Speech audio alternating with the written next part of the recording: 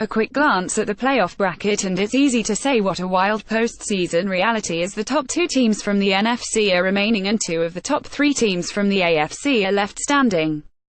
It has been a wild postseason, thanks to the frisky underdogs of Wild Card Weekend and the insane action of the divisional round, but maybe it's time to stop being surprised when the Jaguars and Eagles keep winning. Jacksonville is not the same Jaguars team we've seen in the past decade or so.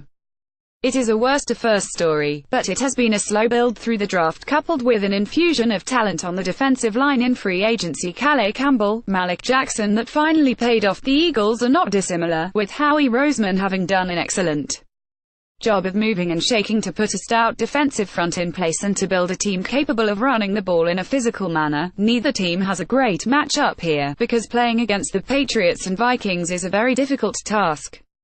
But these teams are capable of winning their respective championship games. Your boy is on a bit of a roll with his picks on the site, having gone 53 straight up against the spread. Not so great, but I've been A-ing too many favorites. This was the season of the fave and postseason of the dog. Check out all of our NFL expert picks here and listen to our Pick 6 podcast as we preview all of the games this weekend. Jaguars 9 at Patriots, Sunday, January 21st, 3:05 p.m. ET. Here's the deal: strip away the Jaguars uniforms metaphorically and pretend they're the Broncos or the Vikings. Whoever you want. Are the Jags 9-point dogs to the Patriots if they're the Broncos? Maybe so. In the 2015 AFC Championship game, the Broncos hosted New England and they were 3-point underdogs. That game, along with the 2 games I highlighted in this week's Sorting the Playoff pile, provide the blueprint for beating Tom Brady and the Patriots. He has to be pressured, sacked 4 times against the Broncos, and you have to slow down the Patriots' rushing attack, forcing Brady to throw a bunch. That's the interesting chess match here, with the Patriots more than willing to run the ball as necessary, and, as NFL on CBS analyst Tony Romo said this week, 30 times if they need to. I think New England understands the one Achilles heel. The only way you feel comfortable going against this Jacksonville defense is running the ball in between the tackles, Romo said. They're not very big. New England's been known to come out throwing 50 times in one game and then come out the next game and throw 30 times. I wouldn't put it past them to do that. In case you didn't know, you can catch Romo and Jim Nantz on the call for this battle and tune in before for the NFL Today. If you're away from the television, can also the AFC Championship game on CBSSports.com. If New England can establish the run, this game could get ugly. But it's not as simple as just running. New England didn't need to do that against the Titans, because they could stretch Tennessee horizontally and win that way.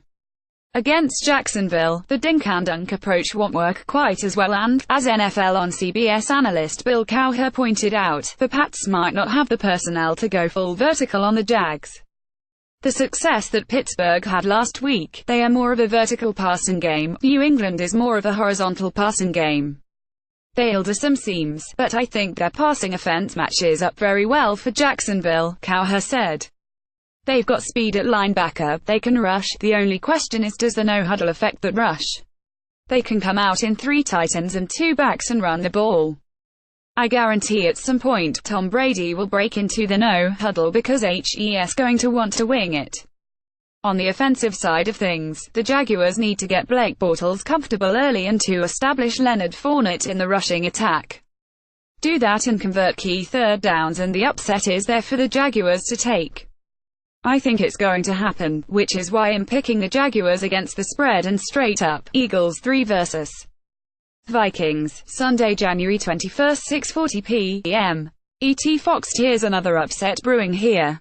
The Eagles do not have a significant advantage in terms of their offensive approach against the best defense in the NFC. The idea of backing Nick Foles against Minnie's dangerous group is petrifying, especially after seeing the Vikings shut down the Saints for an entire half. The run-pass options the Eagles unleashed against Atlanta probably aren't going to fool Minnesota quite the way they did the Falcons. Mike Zimmer is a better coach than Dan Quinn at this stage. And running the ball is going to be more difficult as well, with Minnesota ranking as a top 5 team against the run, while Atlanta was just 20th in DVOA, but everyone is severely overlooking the defensive advantage the Eagles have when going up against the Vikings' offensive line.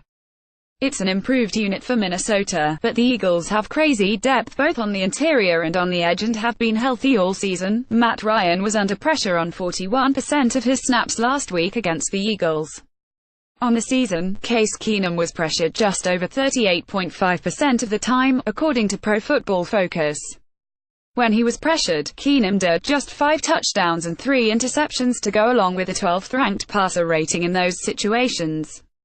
The Eagles can bottle up the Vikings' offense just as well as the Vikings can bottle up the Eagles, which explains why this over-under opened up below 40. It's at 38.5. I have serious questions about whether Foles and the Eagles' offense can produce a ton of points here, but they won't need to. They just need to have a similar formula: play great defense and lock up in the red zone to what they had against Atlanta. The Vikings are very good overall, but the Falcons are clearly a superior team on offense from a talent perspective. Plus, are you really going to pick against the Eagles when everyone that beats the Falcons ends up in the Super Bowl?